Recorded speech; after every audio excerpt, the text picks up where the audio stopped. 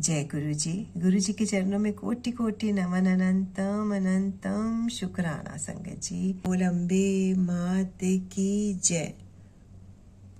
जय गुरु जी, जय अम्बे महामाई, जय दुर्गा माता। आइए संगत जी, सबसे पहले हम देवी के 7वें नवरात्रे पर आज हम पढ़ते हैं जी दुर्गा चालीसा का पाठ। उसके बाद हम पढ़ेंगे जी उमा संहिता। चलिए स्टार्ट करते हैं। क्योंकि हम पढ़ रहे हैं दुर्गा स्तुति, तो आज पाठ करना बहुत ही शुभ होगा। 2-3 मिनट का दुर्गा चालीसा होता है संगत जी, इसे जरूर सुनिए। उसके बाद उमा संहिता का पाठ सुनिए, जिसमें हम करेंगे दुर्गा स्तुति।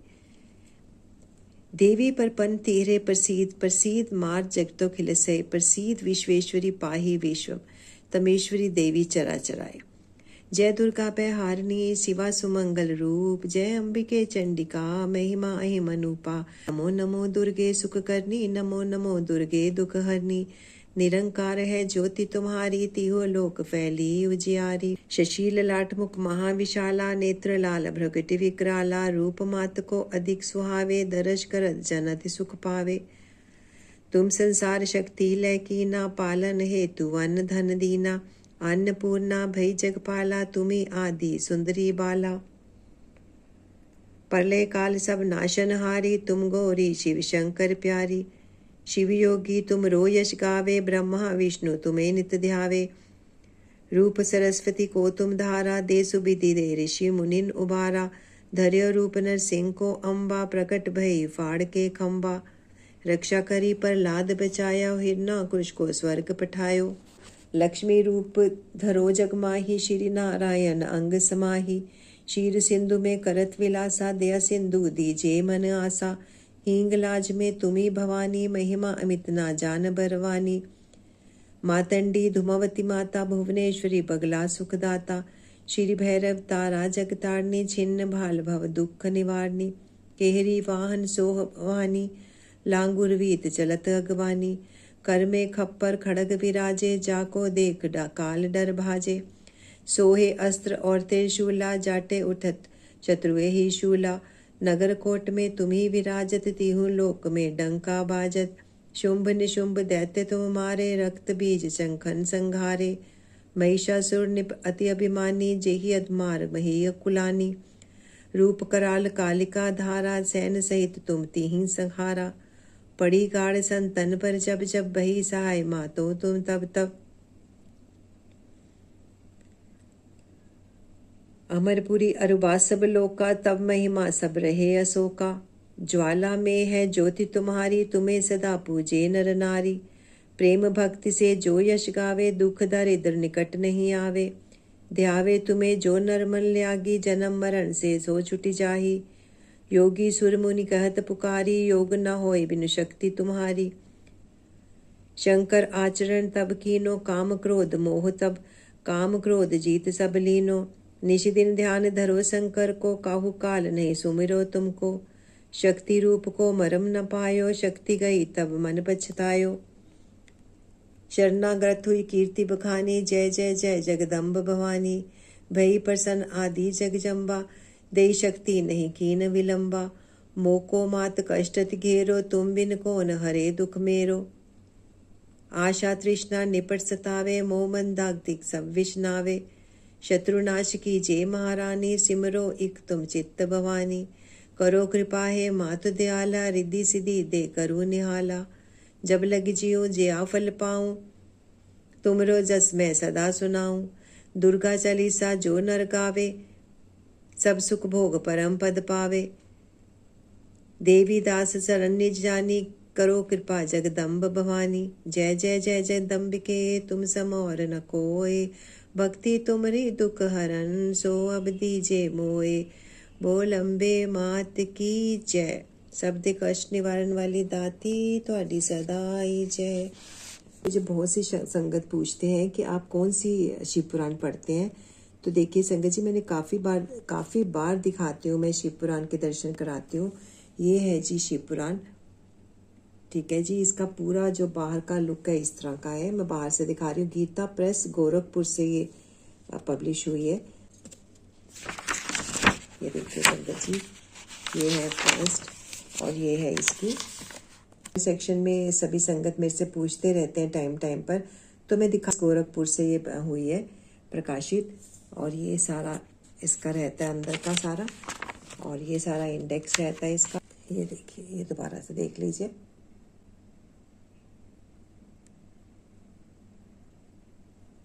देख के भी ले सकते हैं। ये देखिए, चलिए स्टार्ट करते हैं संगत जी पाठ। स्टार्ट करते हैं उमा संहिता का पाठ। अध्याय 47। देवी उमा के शरीर से सरस्वती का आविर्भाव, उनके रूप की प्रशंसा सुनकर शंभु का उनके पास दूध भेजना, दूध के निराश लौटने पर शंभु का क्रमशः ध्रुमलोचन, चंड, मुंग तथा रत्तबीज को भेजना और देवी के द्वारा उन सबका मारा जाना। ऋषि कहते हैं, पूर्व काल में शंभु और निशुंभ नामक दो प्रतापी दैत्य थे, जो आपस में भाई भाई थे। उन दोनों ने चराचर प्राणियों सहित समस्त त्रिलोकी के राज्य पर बलपूर्वक आक्रमण किया। उनसे पीड़ित हुए देवताओं ने हिमालय पर्वत की शरण ली और संपूर्ण अभीष्टों को देने वाली सर्वभूत जननी देवी उमा का स्तवन किया। देवता बोले, महेश्वरी दुर्गे, आपकी जय हो। अपने भक्तजनों का प्रिय करने वाली देवी, आपकी जय हो। आप तीनों लोकों की रक्षा करने वाली शिवा हैं। आपको बारंबार नमस्कार है। आप ही मोक्ष प्रदान करने वाली परा अम्बा है। आपको बारंबार नमस्कार है। आप समस्त संसार की उत्पत्ति, स्थिति और संहार करने वाली हैं। आपको नमस्कार है। कालिका और तारा रूप धारण करने वाली देवी, आपको नमस्कार है। छिन्नमस्ता, आपका ही सब रूप है। आप ही श्री विद्या हैं। आपको नमस्कार है। भुवनेश्वरी, आपको नमस्कार है। भैरव रूपिणी, आपको नमस्कार है। आप ही बगलामुखी और धूमावती हैं। आपको बारंबार नमस्कार है। आप ही त्रिपुर सुंदरी और मातंगी हैं। आपको बारंबार नमस्कार है। अजिता, विजया, जया, मंगला और विलासिनी, ये सभी आपके ही विभिन्न रूपों की संज्ञाएं हैं। इन सभी रूपों में आपको नमस्कार है। दोग्धरी माता अथवा कामधेनु रूप में आपको नमस्कार है। घोर आकार धारण करने वाली आपको नमस्कार है। अपराजिता रूप में आपको प्रणाम है। नित्य महाविद्या के रूप में आपको बारंबार नमस्कार है। आप ही शरणागतों का पालन करने वाली रुद्राणी है। आपको बारंबार नमस्कार है। वेदांत के द्वारा आपके ही स्वरूप का बोध होता है। आपको नमस्कार है। आप परमात्मा है। आपको मेरा शत शत प्रणाम है। अनंत कोटि ब्रह्मांडों का संचालन करने वाली आप जगदम्बा को बारंबार नमस्कार है। देवताओं की इस प्रकार स्तुति करने पर वरदायिनी एवं कल्याण रूपनी गौरी देवी बहुत प्रसन्न हुई। उन्होंने समस्त देवताओं से पूछा, आप लोग यहाँ किसकी स्तुति करते हैं? तब उन्हीं गौरी के शरीर से एक कुमारी प्रकट हुई।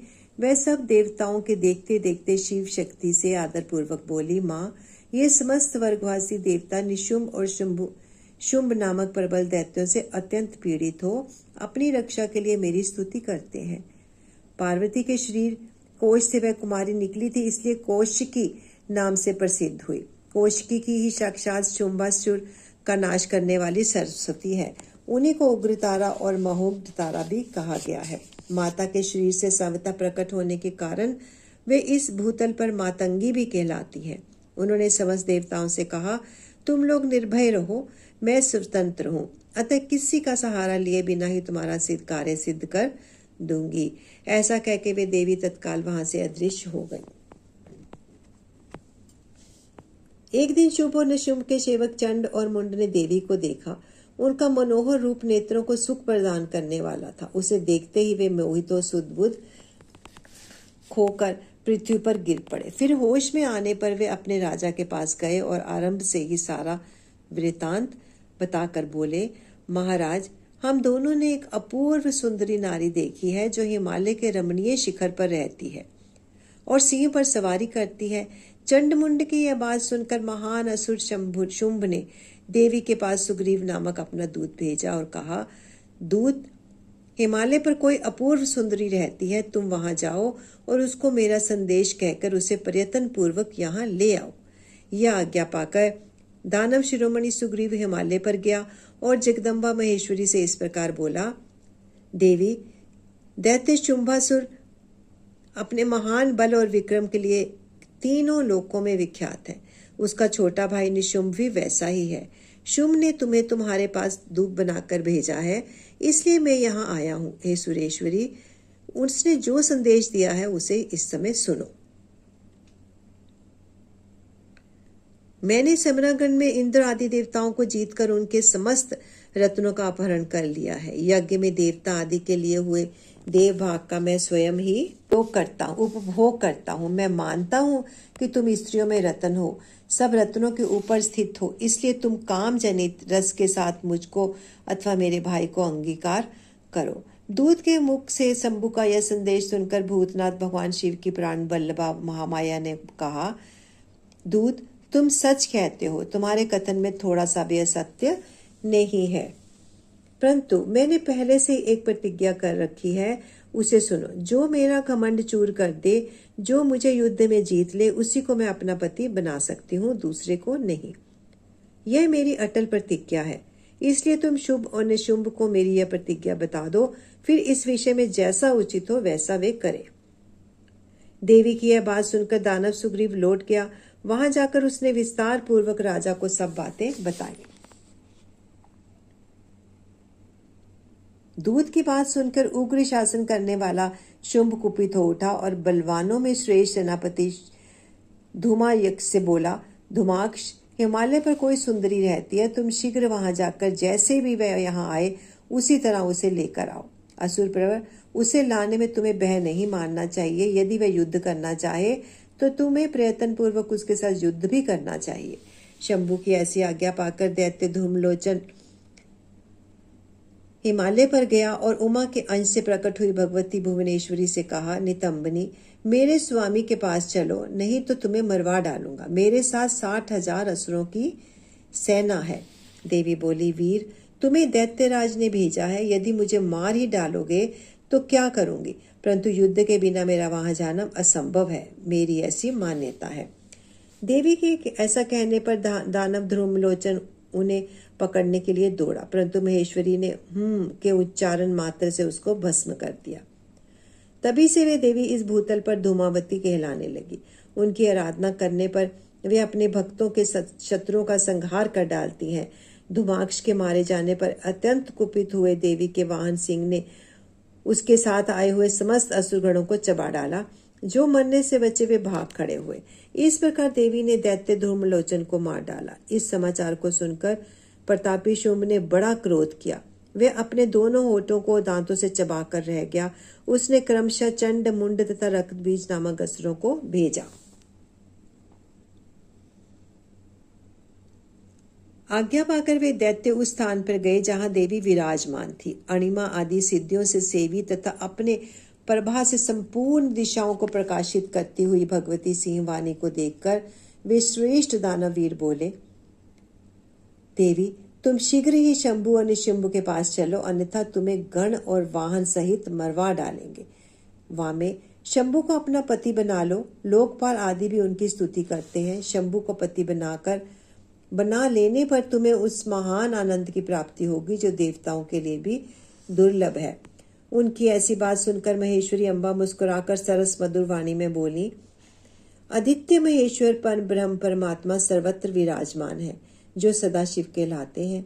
वेद भी उनको तत्व को नहीं जानते, फिर विष्णु आदि की तो बात ही क्या है। उन्हीं सदाशिव की मैं सूक्ष्म प्रकृति हूँ, फिर दूसरे को पति कैसे बना सकती हूँ। सिंहिनी कितनी ही कामातुर क्यों ना हो, वह गीदड़ कभी अपना पति नहीं बनाएगी। हथनी गधे को, बांगिन खरगोश को कभी नहीं वरेगी। दैत्यो, तुम सब लोग झूठ बोलते हो, क्योंकि काल रूपी सर्प के फंदे में फंसे हुए हो। तुम या तो पाताल को लौट जाओ या शक्ति हो तो युद्ध करो। देवी का यह क्रोध पैदा करने वाला वचन सुनकर दैत्य बोले, हम लोग अपने मन में तुम्हें अबला समझकर मार नहीं रहे थे, परंतु यदि तुम्हारे मन में युद्ध की ही इच्छा है तो सिंह पर सुस्थिर होकर बैठ जाओ और युद्ध के लिए आगे बढ़ो। इस तरह वाद विवाद करते हुए उनमें कलह बढ़ गया और समरांगण में दोनों दलों पर तीखे बाणों की वर्षा होने लगी। इस तरह उनके साथ लीला पूर्वक युद्ध करके परमेश्वरी ने चंडमुंड सहित महान असुर रक्तबीज को मार डाला। वे दैववैरी असुर द्वेष बुद्धि करके आए थे, तो भी अंत में उन्हें उस उत्तम लोक की प्राप्ति हुई जिसमें देवी के भक्त जाते हैं। अध्याय 47 यानी 47 की समाप्ति। अध्याय 48 आरंभ करते हैं संगत जी। देवी के साथ सेना और सेनापतियों सहित निशुंभ एवं शुंभ का संहार। ऋषि बोले, राजन, प्रशंसनीय पराक्रमशाली महान असुर शुंभ ने इन श्रेष्ठ दैत्यों का मारा जाना सुनकर अपने उस दुर्जय गणों को युद्ध के लिए जाने की आज्ञा दी, जो संग्राम का नाम सुनते ही हर्ष से खिल उठते थे। उसने कहा, आज मेरी आज्ञा के कालकय, मौर्य, दोहृद तथा अन्य असुरगण बड़ी भारी सेना के साथ संगठित हो विजय की आशा रख शीघ्र ही युद्ध के लिए प्रस्थान करें। निशुंभ और शुंभ दोनों भाई उन दैत्यों को पूर्वोक्त आदेश देकर रथ पर आरूढ़ हो स्वयं ही नगर से बाहर निकले। उन महाबली वीरों की आज्ञा से उनकी सेनाएं उसी तरह युद्ध के लिए आगे बढ़ी, मानो मरणोन्मुख पतंग आग में कूदने के लिए उठ खड़े हुए हों। उस समय असुर राज ने युद्ध स्थल में मृदंग, मृदल, भेरी, डिडिम, झांझ और ढोल आदि बाजे बजवाए। उन जुझाऊ बाजों की आवाज सुनकर युद्ध प्रेमी वीर हर्ष एवं उत्साह से भर गए, परंतु जिन्हें अपने प्राण ही अधिक प्यारे थे वे उस रणभूमि से भाग चले। युद्ध संबंधी वस्त्रों तथा कवच आदि से आच्छादित अंग वाले वे योद्धा विजय की अभिलाषा से अस्त्र शस्त्र धारण किए युद्ध स्थल में आ पहुंचे। कितने ही सैनिक हाथियों पर सवार थे, बहुत से दैत्य घोड़ों की पीठ पर बैठे थे और अन्य असुर रथों पर चढ़कर जा रहे थे। उस समय उन्हें अपने पराये की पहचान नहीं होती थी। उन्होंने असुर राज के साथ समरागढ़ में पहुंचकर सब ओर से युद्ध आरंभ कर दिया। बारंबार शतघनी यानी तोप की आवाज होने लगी, जिसे सुनकर देवता कांप उठे। धूल और धुएं से आकाश में महान अंधकार छा गया। सूर्य का रथ नहीं दिखाई देता था। अत्यंत अभिमानी करोड़ों पैदल योद्धा विजय की अभिलाषा लिए युद्ध स्थल में आकर डट गए थे। घुड़सवार, हाथी सवार तथा अन्य रथारूढ़ असुर भी बड़ी प्रसन्नता के साथ करोड़ों की संख्या में वहां आए थे। उस महासमर में काले पर्वतों के समान विशाल मदमत गजराज जोर जोर से चिंगाड़ रहे थे। छोटे छोटे शैल शिखरों के समान ऊंट भी अपने गले से गलगल ध्वनि का विस्तार करने लगे। अच्छी भूमि में उत्पन्न हुए घोड़े गले में विशाल कंठहार धारण किए जोर जोर से हिनहिना रहे थे। वे अनेक प्रकार की चालें जानते थे और हाथियों के मस्तक पर पैर रखते हुए आकाश मार्ग से पंछियों की भांति उड़ जाते थे। शत्रु की ऐसी सेना को आक्रमण करती देख जगदम्बा ने अपने धनुष पर प्रत्यंचा चढ़ाई, साथ ही शत्रुओं को हतोत्साह करने वाले घंटे को भी बजाया। यह देख सिंह भी अपनी गर्दन और मस्तक के केशों का कपाता हुआ जोर जोर से गर्जन करने लगा। उस समय हिमालय पर्वत पर खड़ी हुई रमणीय आभूषणों और अस्त्रों से सुशोभित शिवा देवी की ओर देखकर निशुंभ विलासिनी रमणियों के मनोभाव को समझने में निपुण पुरुष की भांति सरसवाणी में बोला, महेश्वरी, तुम जैसी सुंदरियों के रमणीय शरीर पर मालती के फूल का एक दल भी डाल दिया जाए तो वह व्यथा उत्पन्न कर देता है। ऐसे मनोहर शरीर से तुम विकराल युद्ध का विस्तार कैसे कर रही हो? यह बात कहकर वह महान असुर चुप हो गया। तब चंडिका देवी ने कहा, मूढ़ असुर, व्यर्थ की बातें क्यों बकता है? युद्ध कर, अन्यथा पाताल को चला जा।